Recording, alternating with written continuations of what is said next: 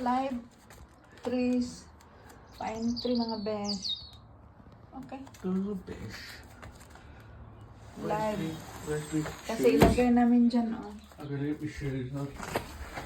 Lagay namin dyan sa likod para may privacy kami. Ganyan dyan. Doon sa likod, ilinya namin. Katulad doon, oh. Ayun, oh. Pine tree. Para if ever may ilagay dyan na ano, houses. Kasi empty yan dyan, oh. Empty yan dyan. Empty yan dyan. So, lagyan namin doon sa likod ng ano, ng pine tree. Para may privacy katulad dyan, oh, pine tree. Ayan, oh, pine tree yan. So, ito yung binili ng asawa ko, mga pine tree.